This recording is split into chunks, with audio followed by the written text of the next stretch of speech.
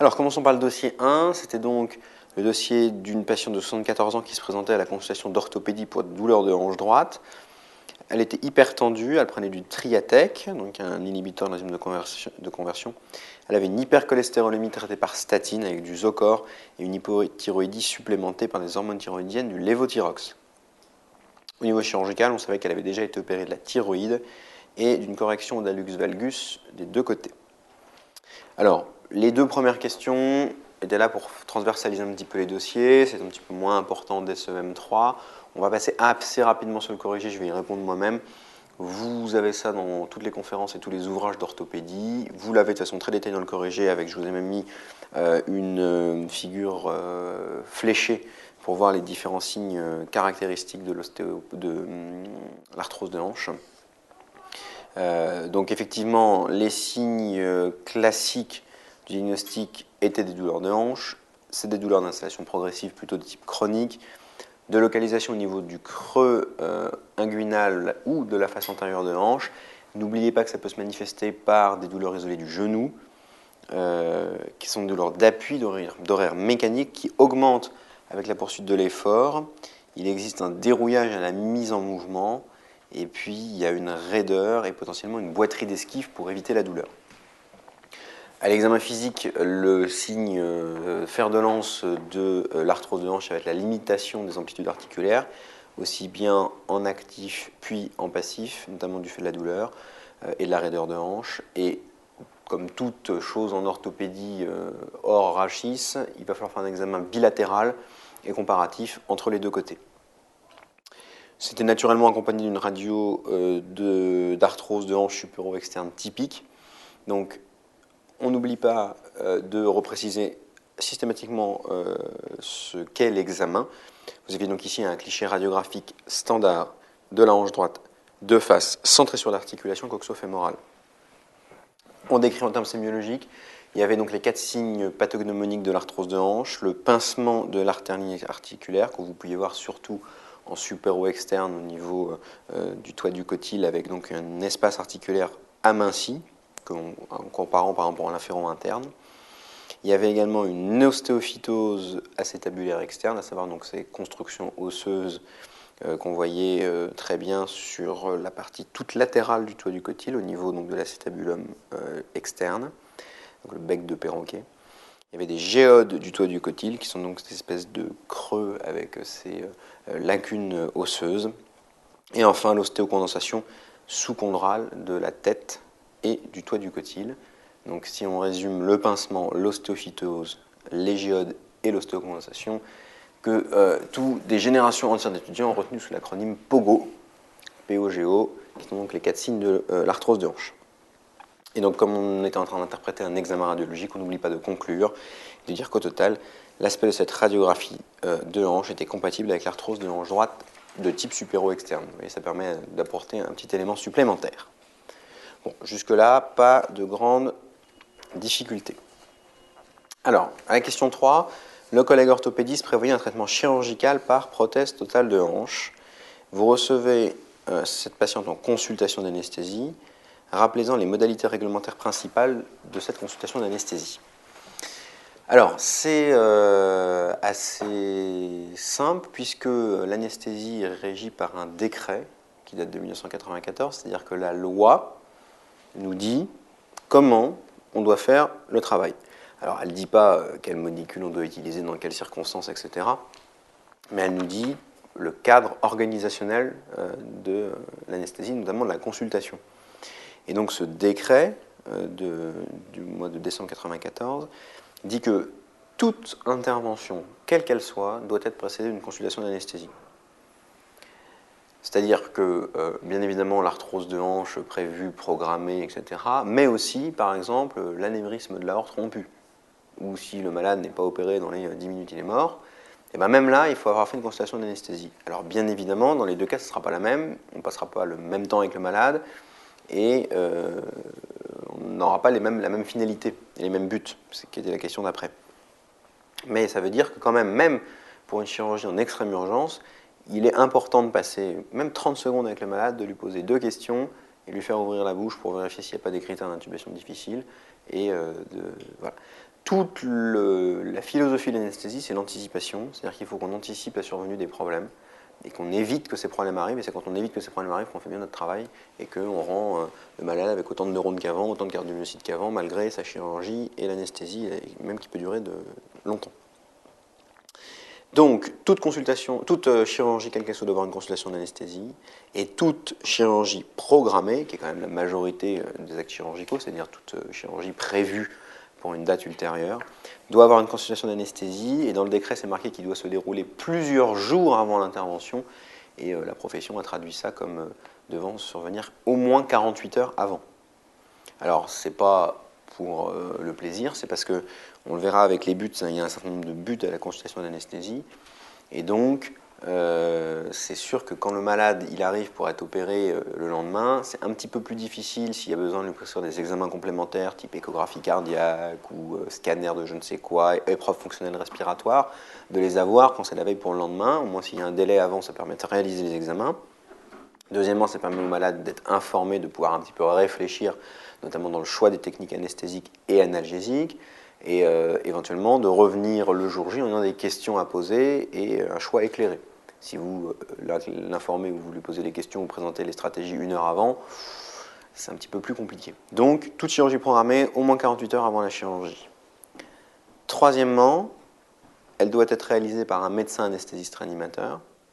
Alors ça peut paraître évident, mais ça veut dire deux choses. La première, c'est que l'infirmière anesthésiste, qui est l'auxiliaire quotidienne et quasiment indispensable du médecin anesthésiste, ne peut néanmoins pas faire une consultation d'anesthésie, et qu'un autre médecin ne peut pas la faire non plus. C'est-à-dire que ce n'est pas le chirurgien qui estime que comme le malade n'a pas d'antécédent, que ça ne sert à rien qu'il voit l'anesthésiste, ou le cardiologue à qui le chirurgien a adressé parce que le malade est cardiaque et qu'il va avoir besoin d'une écho avant, qui conclut c'est bon pour l'anesthésie.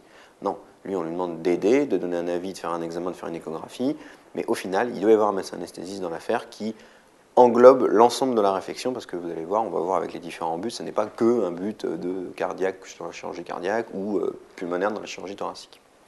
Et dernier point, des modalités réglementaires, la consultation d'anesthésie doit être consignée par écrit dans le dossier d'anesthésie, et le dossier d'anesthésie fait partie des éléments formalisés du dossier médical. Quand vous avez travaillé les questions d'information du patient, de droit du patient, du dossier médical, vous avez dû apprendre qu'on doit, si le patient le demande, transmettre tous les éléments formalisés de son dossier, et notamment le dossier d'anesthésie fait partie des éléments formalisés qui doivent être donnés au patient s'il en fait la demande. Voilà, juste un petit nota bene, la consultation d'anesthésie ne doit pas se substituer, ne doit pas remplacer la visite pré-anesthésique.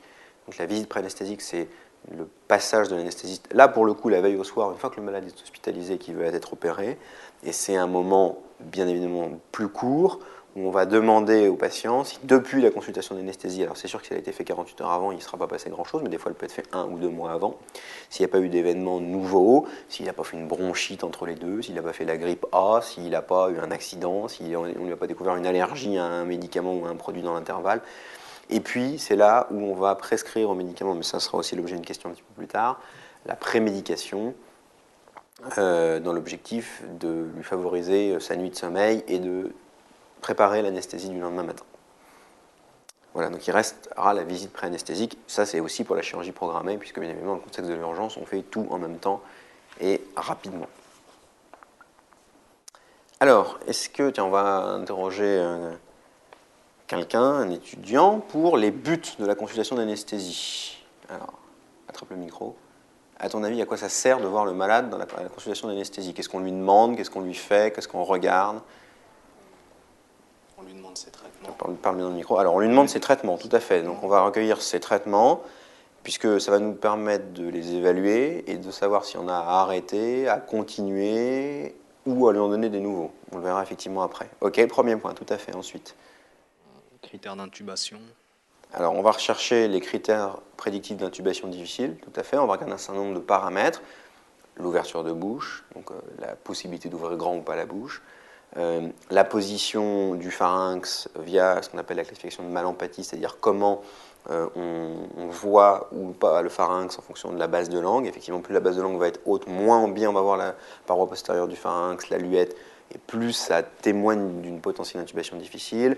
Également, si le patient a des raideurs cervicales, s'il est incapable de bouger la tête, de plier la tête ou de détendre la tête, puisque c'est le geste reproduit par la laryngoscopie. Donc effectivement, on regarde tout un tas d'éléments qui vont nous dire, ah, attention, ce patient va peut-être être difficile à intuber. Ce n'est pas forcément grave en soi, puisqu'on a beaucoup de techniques alternatives à l'intubation classique sous la laryngoscopie. On peut intuber le malade sous fibro, on peut intuber le malade avec un fast track, on peut lui mettre un masque laryngé, on peut préférer de l'intuber vigile avec une fibroscopie, le patient encore somnolent mais non complètement endormi. Enfin, il y a vraiment plein de choses qui sont faisables, mais comme je vous disais tout à l'heure, c'est de l'anticipation.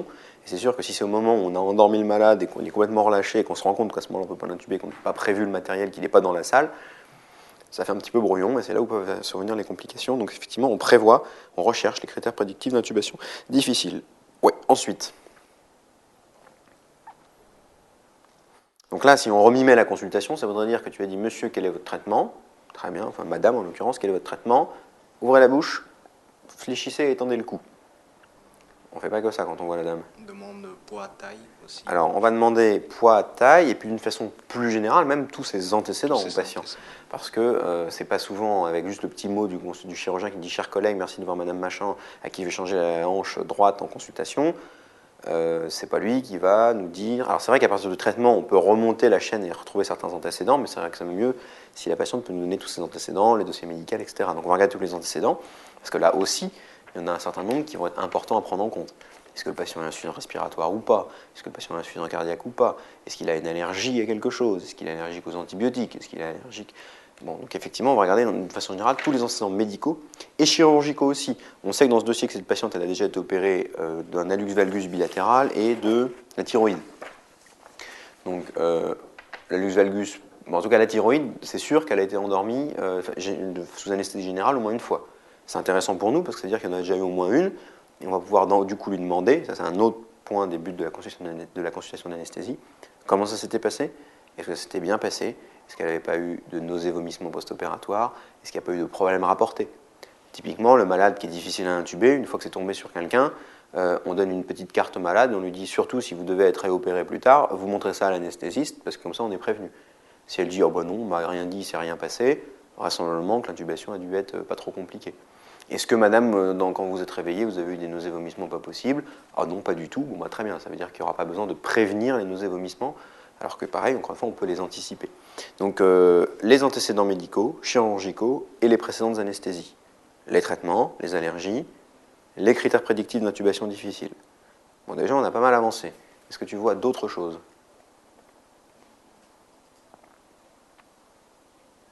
Donc là, la patiente, on a fait tout ça, on lui dit au revoir madame. On lui fait un examen clinique quand Alors même. on va lui faire un examen clinique sommaire, tout à fait. C'est pas à la consultation d'anesthésie qu'on va faire un grand truc de médecine interne qui va durer 3 heures. Néanmoins, il y a quelques grandes fonctions à vérifier, donc on ne peut pas se passer, surtout à son âge, d'une auscultation cardiaque, d'une auscultation pulmonaire bien faite. On ne va pas réexaminer la hanche, ce n'est pas notre travail, mais déjà ces deux éléments-là, c'est pas rare que ce soit l'anesthésiste à la consultation d'anesthésie qui découvre le souffle cardiaque, qui découvre un petit peu de crépitant, qui découvre des bronchies pulmonaires, des choses comme ça. Et puis quand on réinterroge la dame, mais vous êtes sûr? Ah ben si, je crache souvent, etc. Mais vous n'avez jamais vu un pneumologue? Non, et en fait, il y a peut-être une BPCO. Ou le souffle cardiaque, pour peu que le médecin généraliste, elle ne le voit pas souvent, et puis qu'il aille un peu vite, et que c'est lui qui vient à domicile, il ne l'ausculte pas forcément, et pof, c'est là où vous découvrez le rétrécissement aortique. Et peut-être que ces maladies sont à prendre en compte ou à prendre en charge avant finalement la hanche. Donc effectivement, on va faire un examen clinique sommaire à la recherche des principales, notamment cardiopulmonaires.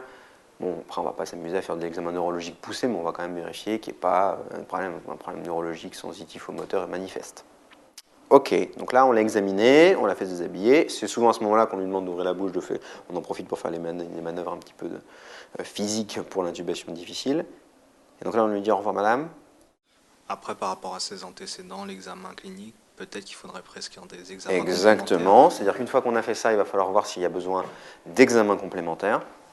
Et ça, c'est vraiment du domaine du spécialiste, c'est-à-dire ne perdez pas du temps dans un dossier à écrire bilan préopératoire standard, 2 points, NFS, YONO, machin, comme vous l'écrivez souvent, parce que ce n'est pas vrai. Exemple, si on opère un jeune homme de 30 ans d'un Panari, Si à l'interrogatoire, on lui a demandé est-ce que vous vous êtes fait déjà opérer ou est-ce qu'on vous a arraché des dents quand vous étiez petit ou j'en sais rien, et qu'il répond oui, que moi je lui demande à ce moment-là est-ce que vous avez saigné particulièrement, il me répond non, il n'y a pas eu d'hémorragie. Est-ce que vous saignez régulièrement du nez? Non. Et ben, ça veut dire que le malade il n'a pas de trouble de l'hémostase et à 30 ans pour se faire opérer d'un panarique et une petite intervention, il n'y a besoin de rien. Par contre, à 65 ans, se faire opérer du à cœur ouvert, c'est pas la même chose. Donc il n'y a pas de choses standard, ça dépend vraiment du cas. Mais effectivement, on peut être amené à prescrire des examens. S'il est insuffisant cardiaque, mal évalué depuis longtemps, bah forcément, on va avoir besoin au moins d'une échographie cardiaque, voir où on en est de la fonction cardiaque. Si c'est un gros bronchopathe, on va avoir besoin d'exploration fonctionnelle respiratoire pour savoir ce qu'il en est de la BPCO, etc. etc. Donc c'est au cas par cas, mais oui, souvent on part avec les prescriptions d'examens complémentaires. Bon, bah là, on n'est pas loin de la fin, il ne nous reste plus qu'une chose à faire. Il reste un but. Peut-être arrêter certains. Alors, ouais, ça va de pair avec ce qu'on disait sur les traitements. Il va falloir arrêter les traitements, éventuellement en prescrire d'autres. En fait, la dernière chose, c'est un moment où on pose tout, et on discute avec le malade, et on va l'informer. Et ce n'est pas un des buts les moins importants, parce que jusque-là, nous, on a fait les choses pour que l'anesthésie se passe bien, mais maintenant, il va falloir en informer le patient. Et on l'informe sur un certain nombre de choses. On l'informe sur les possibilités anesthésiques et analgésiques. C'est-à-dire qu'on va dire, bon voilà, au vu de ce qu'on va vous faire comme intervention, de vos antécédents, de vos comorbidités, je vous propose telle ou telle technique anesthésique. Des fois c'est une, ça sera ça. Des fois c'est plusieurs, et c'est le malade qui choisit. Et puis je vous propose aussi d'emblée telle technique analgésique pour que vous n'ayez pas mal après. Et il est bien d'en informer le malade avant, parce que si par exemple vous mettez en place des techniques comme les PCA, les pompes à morphine, ou la péridurale, ou choses comme ça, c'est pas quand le malade il est en train de se réveiller à moitié dans le gaz, en train de crier et de hurler de douleur en salle de réveil, que vous allez pouvoir lui expliquer le fonctionnement de la pompe à morphine. Il ne va rien comprendre, il ne va pas en vouloir, ça ne marchera pas. Il faut en parler avant quand vous prévoyez ça. Donc toute la stratégie anesthésique et analgésique, on en parle avant. Deuxième chose, on parle avant du risque potentiel de transfusion. C'est-à-dire que maintenant, il n'y a plus de sérologie obligatoire pour la transfusion, mais c'est avant qu'on dit au malade, il est possible, en fonction de la chirurgie, etc., éventuellement de son hémoglobine de départ si on l'a déjà, que vous soyez transfusé ou pas, je vous en informe. Et voilà. Donc, anesthésie, douleur, transfusion. Une fois qu'on a fait tout ça, c'est pas mal du tout. Et donc, très souvent, on va résumer l'état du patient. On va résumer ça dans une classification qui s'appelle la classification ASA, ASA, qui est ça veut dire American Society of Anesthesiology. En fait, il y a une classification en 5 stades. Ça sert juste, si vous voulez, c'est un peu comme le score de Glasgow dans les troubles neurologiques, quoi. C'est pour savoir un peu de quoi on parle et que deux personnes qui sont à l'autre bout du monde peuvent se comprendre quand ils disent qu'il y a un Glasgow 3, bah, tout le monde comprend ce que c'est. Là, de la même façon, si on dit demain, si vous avez 2 secondes pour faire une transmission à votre collègue, c'est fait attention, demain, il y a une prothèse de hanche chez une patient ASA 3. On ne mettra pas les mêmes préoccupations et la même attention qu'il y a une prothèse de hanche chez une patiente ASA 1. Donc ça va de 1 à 5. 1, c'est vous et moi, c'est un patient qui n'a aucune pathologie systémique invalidante. Donc vous n'avez pas de problème de santé particulier, ou alors bon, vous avez été opéré une fois, je ne sais pas quoi, mais enfin ça n'impacte pas votre vie quotidienne. L'ASA 2, c'est le patient qui a une maladie systémique qui n'est pas invalidante ou qui est correctement traitée.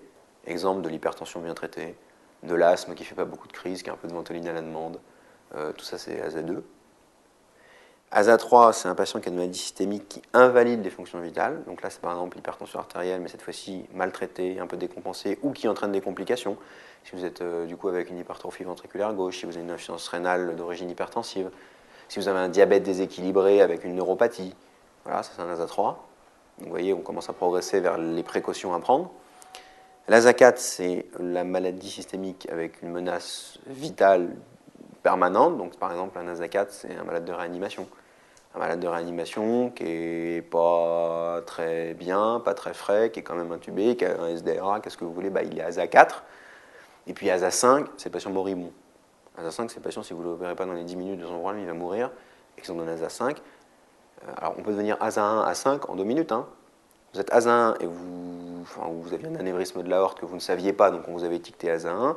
Vous le fissurez ou vous le rompez, vous êtes né à ASA 5. Si on ne vous opère pas de votre anévrisme, vous êtes en train de faire le grand choc hémorragique. Quand on vous opère pas de votre anévrisme dans les 10 minutes, vous êtes mort. C'est l'ASA 5. Bon, ça, c'est l'exemple typique de la chirurgie en urgence où le polytraumatisé qui arrive multifracturé après avoir eu un énorme accident, il est ASA 5, quoi. Voilà, donc ça permet de résumer en 5 stades, globalement, tout le malade en un mot, ASA1, A5. Voilà, c'est la classification la plus utilisée. Ok, très bien. Alors justement, question suivante, tiens, on passe le micro à la voisine. On avait parlé du traitement tout à l'heure, et donc cette patiente, on rappelle qu'elle prend des IEC, le Triatec, des hormones thyroïdiennes, le lévothyrox, des statines, le Zocor. Donc vous demandez quelle décision prenez-vous quant à son traitement dans le contexte. En gros, est-ce qu'on les arrête, est-ce qu'on les continue? Et puis, est-ce qu'on prévoit d'autres médicaments en plus? Alors, qu'est-ce que tu penses du Triatec? On peut le garder. On peut le garder? Alors, justement, les IEC. Alors, en anesthésie, il y a 3 classes de médicaments, en gros. Il y a les médicaments on arrête. Alors, il n'y a jamais de toujours et de jamais en médecine, mais on va dire qu'on arrête quasiment toujours. Il y a des médicaments qu'on arrête quasiment jamais, voire jamais. Et il y a des médicaments où ça va être au cas par cas. C'est les médicaments les plus fréquents. Alors, dans ceux qu'on n'arrête jamais, c'est tout ce qui va être les hormonothérapies. Alors, quand je dis les hormonothérapies, ce n'est pas l'hormonothérapie substitutive de la ménopause ou l'hormonothérapie du cancer du sein. C'est les hormonothérapies substitutives type justement hormones thyroïdiennes, le lévothyrox de l'insuffisant thyroïdien, l'hydrocortisone de l'insuffisant surrénalien, et puis par extension, par exemple, la dopamine du parkinsonien. Ça, c'est des médicaments, il ne faut jamais les arrêter, parce que si vous les arrêtez 24 heures avant l'intervention, plus le jour de l'intervention, c'est pas pris, plus etc., le malade il peut se trouver avec 24-48 heures sans ses hormones, et puis on sait très bien que 24 heures sans hormones surrénaliennes, ça peut vous décompenser votre insuffisance surrénalienne, et un gros parkinsonien 24 heures sans dopamine, il ne se réveille pas, il est complètement en freezing comme ça, parce qu'il n'a pas sa dopamine. Donc ça, c'est des médicaments, on ne les arrête pas. Donc là, en l'occurrence, à la réponse, qu'est-ce qu'on fait du lévothyrox? On le continue. Si la dame elle a l'habitude, comme c'est plus fréquent de prendre le lévothyrox le matin, et ben, qu'elle est opérée à 10 h, c'est pas grave, à 7 h du matin, dans un fond de verre d'eau, on lui donne son lévothyrox. Première classe. Deuxième classe, vous avez les médicaments qu'on arrête quasiment toujours. Et dans ces classes-là, il y a les IEC, et il y a les ARA2, les antagonistes du récepteur d'angiotensine 2, parce que ce sont des médicaments qui vont beaucoup gêner la vasomotricité des vaisseaux, c'est très vasodilatateur, c'est comme ça d'ailleurs en partie que ça marche au niveau tensionnel, et surtout ça inhibe la réponse vasomotrice en cas d'hypotension. Alors vous le savez probablement, enfin vous l'avez déjà au moins entendu une fois, pour faire simple, à une ou deux exceptions près, tous les médicaments de l'anesthésie sont hypotenseurs. Donc quand on va endormir le malade, on va avoir de l'hypotension. On va essayer d'en avoir le moins possible et d'essayer d'utiliser les meilleures doses pour que ça ne survienne pas. Mais si le malade il est sous IEC, alors là c'est la catastrophe parce que non seulement il ne va pas pouvoir essayer de lutter contre l'hypotension induite par les médicaments de l'anesthésie, et puis en plus si vous donnez des médicaments vasoconstricteurs, ça ne va pas bien marcher parce qu'il y aura les IEC qui seront encore là. Alors je vous dis, il n'y a jamais de toujours. Effectivement, si c'est un malade qui a un très gros insuffisant cardiaque, un ASA 4 ou 3+, qui a 10% de fraction d'éjection et qui ne vit que parce qu'il a son Triatec, ah bah tant pis, on ne l'arrêtera pas. Mais à ce moment-là, d'abord, on sait très bien que les risques péropératoires sont importants, mais on ne l'arrêtera pas, parce que sinon, il va nous faire l'OAP dès qu'on va l'arrêter. Mais le patient tout venant et qui a du Triatec, surtout si c'est pour traiter de l'hypertension simplex, on va les arrêter parce qu'ils vont nous emmerder. Alors, de la même façon, qu'est-ce qu'on fait des diurétiques? Eh ben, c'est pareil, on a tendance, si ce n'est pas dans le cas du gros insuffisant cardiaque qu'on a besoin pour faire l'OAP le matin au réveil, mais si c'est pour de l'hypertension, des choses comme ça, on a tendance à les arrêter la veille, pareil. Parce que le malade, déjà on va le mettre à jeun, donc il va arriver, il n'aura pas la volémie au top, parce qu'on lui aura dit à partir de 6 heures avant, tu ne bois plus, tu ne manges plus. Si en plus il continue à prendre ses diurétiques, donc à se déshydrater un petit peu, on va être un petit peu embêté. Donc les diurétiques, en général, quand c'est pour l'hypertension, on les arrête. Les inhibiteurs calciques, donc les diurétiques, c'est 24 heures avant. Les inhibiteurs calciques, c'est un petit peu pareil aussi. On a tendance à dire qu'on les arrête, mais ça, c'est des médicaments qui, en général, ont des demi-vies courtes. Donc ils peuvent le prendre la veille, ils ne le prennent pas le matin de l'intervention. En général, ça, on s'en sort bien. Et il reste une dernière classe qu'on utilise souvent, c'est les bêta-bloquants. Alors là, c'est moins net. Et si c'est donné juste pour de l'hypertension artérielle, on peut discuter éventuellement les arrêter. Mais globalement, si c'est donné et qu'en plus il y a un contexte, alors de coronaropathie, d'un autre terrain vasculaire quelconque ou autre, et là, ou d'insuffisance cardiaque ou trucs comme ça, on ne les arrête pas. Il faut savoir que les bêta-bloquants, c'est des médicaments qui interagissent eux plus sur la fonction inotrope et chronotrope du cœur, et beaucoup moins sur la voire pas du tout sur la vasomotricité, donc ils sont un petit peu moins gênants. Et par contre, là, il y a un risque à l'arrêt qui est majeur. Si on arrête les bêta-bloquants, il y a des effets rebonds et le patient il peut vous faire l'infarctus. Il va tachycardiser pendant la chirurgie et il peut vous faire l'infarctus. Donc là, les bêta-bloquants, on n'arrête pas trop. Donc on a vu ceux qu'on arrêtait pas souvent, voire jamais qu'on continuait. Ceux qui, à l'inverse, on aimait bien arrêter, notamment les IEC et les ARA2. Se pose aussi le problème des anti-agrégants plaquettaires, les malades qui sont sous aspirine et sous Plavix. Alors, on parle pour la chirurgie générale, pas pour la chirurgie vasculaire ou cardiaque, mais pour la chirurgie générale, genre l'orthopédie ou la chirurgie abdominale. Maintenant, quasiment tous les chirurgiens acceptent d'opérer sous aspirine. Par contre, quasiment aucun chirurgien n'accepte d'opérer sous Plavix et ou aspirine. Donc en ce moment-là, souvent, alors c'est là où il faut discuter avec le cardiologue. Ça dépend si le malade il a eu des stents, quand est-ce qu'il a eu des stents, est-ce que les stents étaient nus ou actifs. Donc là, il y a toute une discussion à avoir avec le cardiologue, mais si on peut, on arrête au moins le Plavix et on continue sous aspirine. En gros, il reste deux exceptions à ça, qui sont la neurochirurgie et la chirurgie ophtalmo. Parce que là, même si vous signez une petite goutte, si dans le cerveau ou dans l'œil, c'est grave. Donc là, même là, ils n'aiment pas trop opérer sous aspirine. Mais sinon, pour toutes les autres, même une vésicule, une prothèse de hanche, maintenant on opère sous aspirine. Par contre, on essaie d'arrêter le Plavix si c'est possible. Et puis au milieu, vous avez tous les médicaments où c'est au cas par cas. Et donc là, il faut voir, ça dépend. Et c'est là où, je vous dis, ça dépend souvent de l'indication, de la dose, est-ce que le malade le prend vraiment. Voilà, arrêter une diurétique chez le grand insuffisant cardiaque ou chez l'hypertendu, c'est pas le même impact. Tous les médicaments de confort, le truc pour les jambes lourdes, pour le transit, ça sert à rien de les continuer. Enfin, on va dire, vous pouvez les prendre la veille avant de venir à l'hôpital, mais c'est pas grave si vous les donnez pas le soir ou le jour de l'intervention, ça sert à rien de bouffer un max de médicaments. Et dans son cas, il y avait un troisième médicament qui était les statines, le Zocor. Alors c'est pareil, ça fait partie des médicaments qu'on a tendance maintenant à ne plus arrêter et à continuer.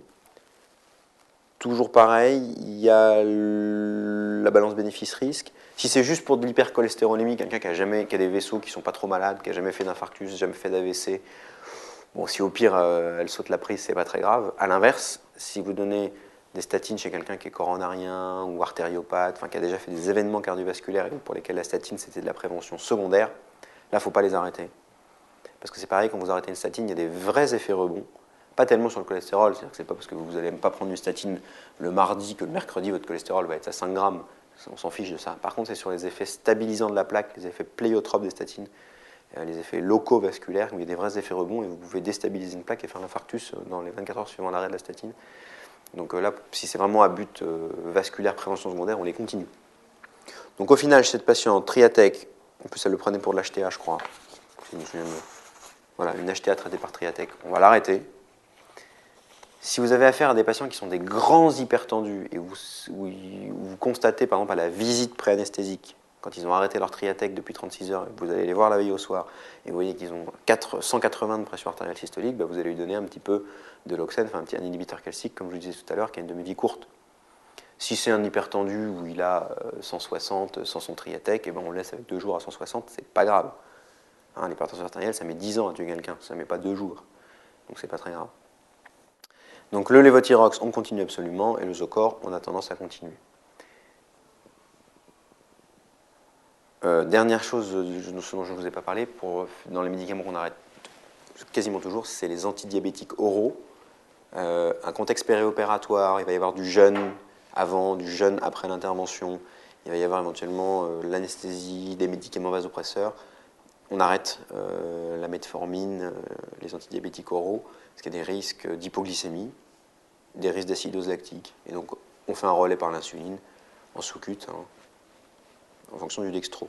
Pareil, si le diabète est un petit peu déséquilibré de ce fait-là par ce changement de régime et de traitement, parce qu'entre le régime de l'hôpital et la modification de traitement, la glycémie, elle peut être un petit peu changée. Ce qu'il ne faut surtout pas, c'est qu'il fasse des hypos, parce que ça tue, les hypoglycémies. S'il fait quelques hyper pendant 3 jours, pendant qu'il est hospitalisé, avant de reprendre son traitement quand il rentrera à la maison, c'est pas très grave non plus.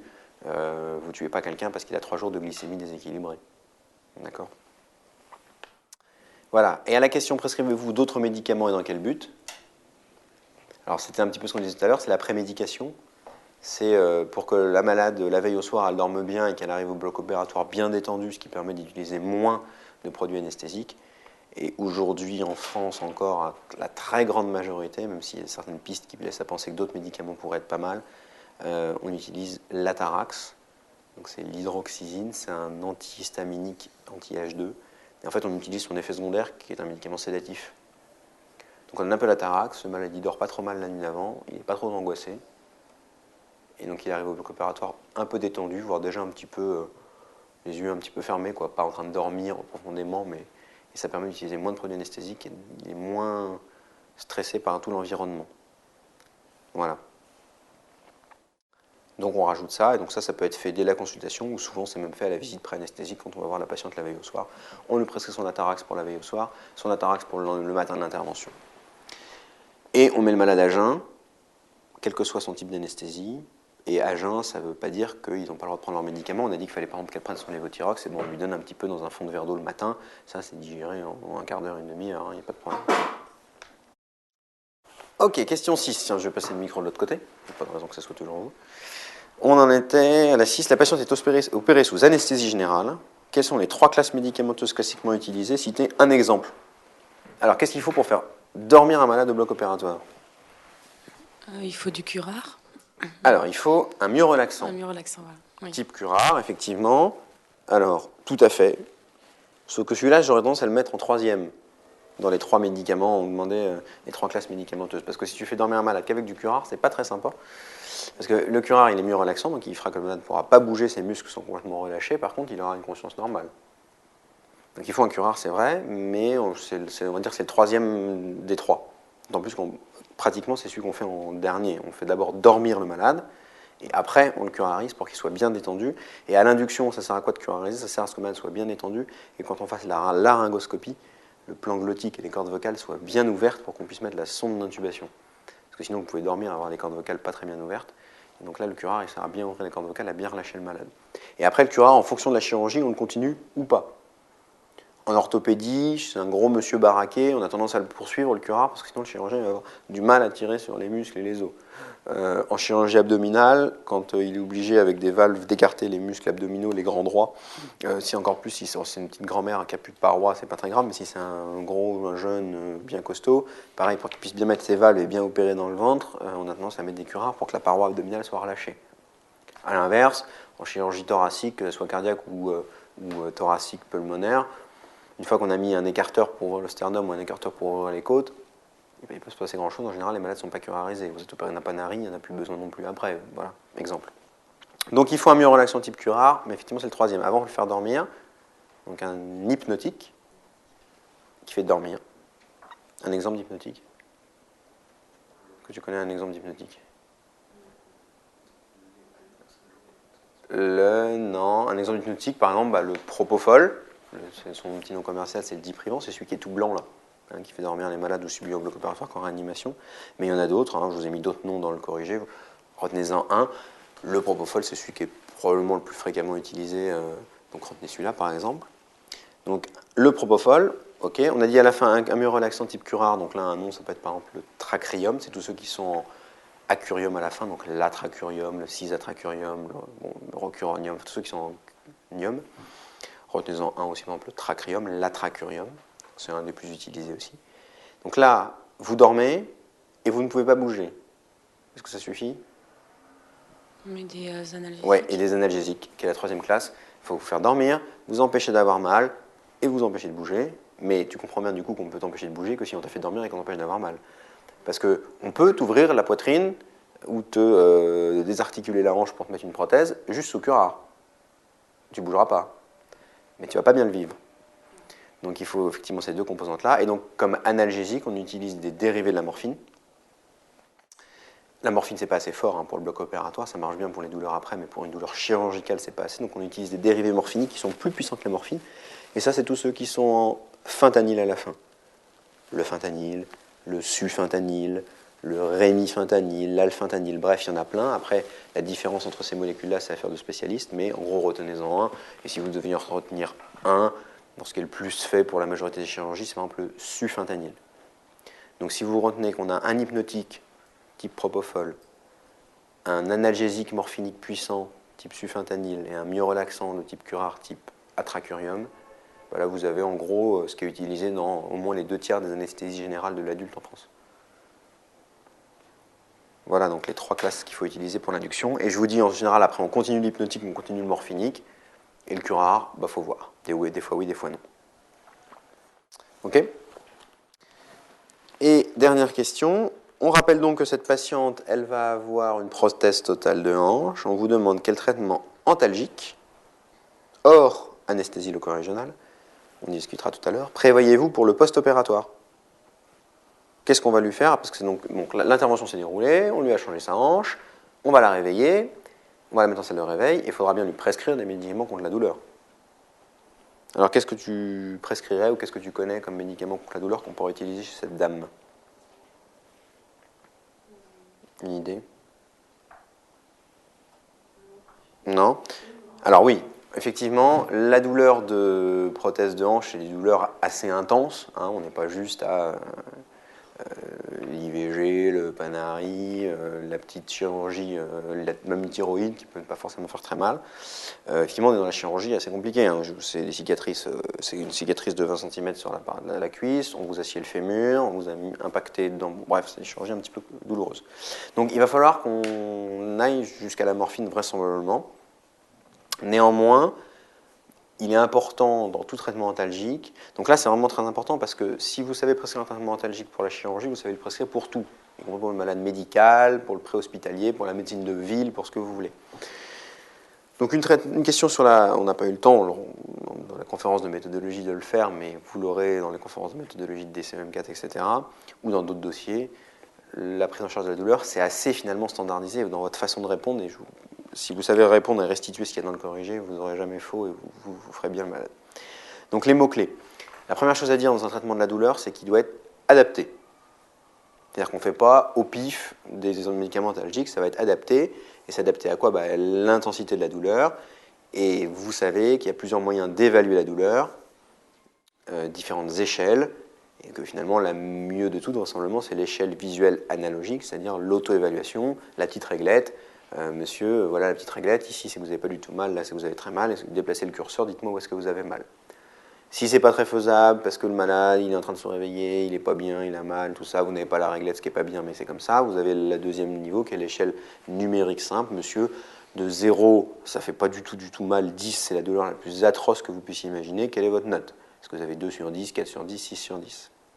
En fonction du niveau de départ, on va adapter les antalgiques. Si quelqu'un a très peu mal, il a 1 à 2 sur 10, on va utiliser des médicaments de palier 1 de l'OMS.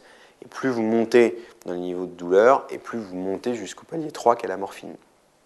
Ça a un intérêt aussi parce qu'une fois que vous avez donné votre médicament antalgique, il faut revenir et refaire pareil, vérifier que vous avez bien baissé le niveau. Vous passez de 6 à 3, vous avez une efficacité, mais il en reste. Vous étiez à 8, vous êtes toujours à 8, ça ne va pas. Donc 1, ça s'évalue, et au mieux sur l'échelle visionnelle analogique ou l'échelle numérique simple. Et deuxième mot-clé avant de donner le nom des médicaments, c'est de dire qu'on fait ce qu'on appelle de l'analgésie multimodale. Ça consiste à utiliser plusieurs médicaments qui vont avoir plusieurs modes d'action. Et le but de ça, c'est donc de pouvoir bloquer le message de la douleur à plein d'endroits différents. Et donc, ça permet d'utiliser des doses modérées de produits antalgiques, tout en étant efficace, voire même plus efficace parce qu'on le bloque à plein d'endroits. Et comme vous avez utilisé des doses modérées de produits antalgiques, vous n'avez pas les effets secondaires des produits antalgiques. Si vous voulez empêcher quelqu'un de pénétrer chez vous, je vous conseille d'avoir 10 portes avec un verrou qu'une seule porte avec 10 verrous. Parce que si même la porte avec 10 verrous, il arrive à la faire tomber, il est chez vous. Si vous après, la répétition de 10 portes avec un verrou, ça va le fatiguer un peu plus. C'est exactement pareil avec la douleur. Si vous bloquez le départ de la douleur, si vous bloquez le trajet de la douleur depuis son départ jusqu'à son arrivée cérébrale à 10 endroits, ça sera probablement plus efficace et vous aurez besoin de moins de produits, de chaque produit de façon unitaire, que si vous choisissez une cible et que vous en mettez des louches. Donc ça veut dire qu'on ne met pas d'emblée 40 mg de morphine à la patiente, mais on va utiliser plusieurs médicaments. Et ce n'est pas rare qu'après une chirurgie comme ça ou une chirurgie lourde, les malades aient 3, 4, 5 médicaments contre la douleur. L'objectif de tout ça, c'est au final, même si c'est un médicament formidable et qui sauve beaucoup de situations, c'est d'utiliser le moins de morphine possible. Parce que c'est le médicament qui a le plus d'effets secondaires. Donc on va commencer, alors là vraisemblablement qu'on aura des douleurs à l'EVA si on ne fait rien qui seront importantes. Mais, donc on va mettre de la morphine, mais on met tous les autres avant. tous les autres camps antalgiques. Donc les médicaments de palier 1 de l'OMS qui sont le paracétamol, c'est sûr que ça ne suffira pas, mais déjà ça peut commencer à bloquer un petit peu le message douloureux. Donc on va mettre du paracétamol, 1 gramme 3 à 4 fois par jour. Au début en IV, parce que la dame elle vient de se réveiller d'une anesthésie, et puis en plus elle ne peut pas manger parce qu'elle est encore à jeun tant qu'elle soit bien réveillée, puis après on peut donner par la bouche. Un autre médicament de palier 1, qui marche un peu mieux que le paracétamol, mais qui est quand même classé dans les paliers 1, parce que ce n'est pas comme les médicaments de palier 2 un morphinique faible, c'est l'Acupan, le Nefopam.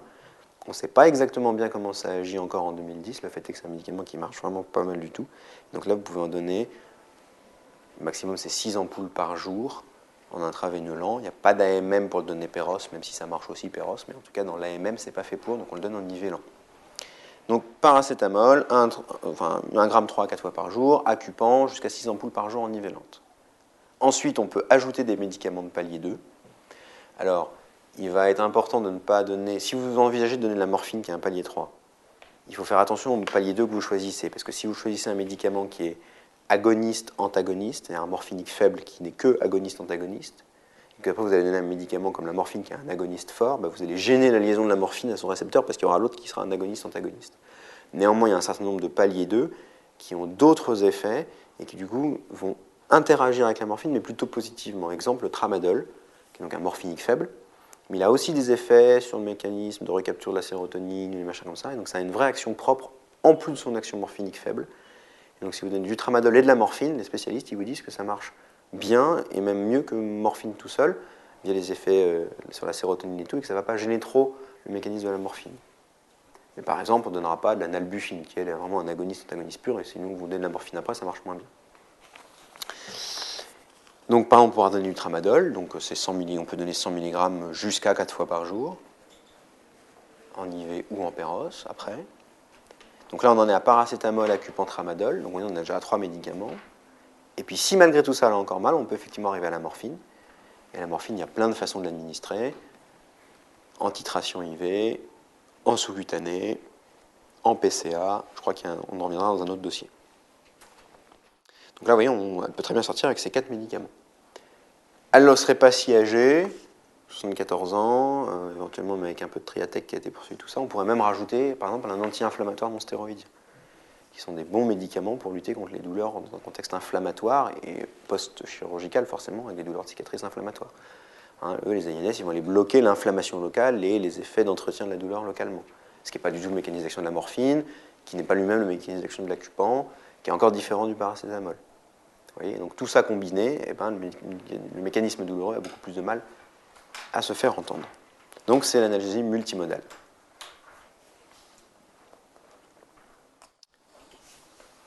Moi, actuellement, je travaille en chirurgie cardiaque. Ça arrive qu'on fasse sortir des patients sous 3 à 4 médicaments antalgiques et que finalement, ils prennent quasiment pas de morphine alors qu'ils viennent d'avoir une sternotomie et une chirurgie à cœur ouvert. Donc c'est possible et c'est l'objectif. Ok ? Pas de questions sur ce dossier ? Très bien.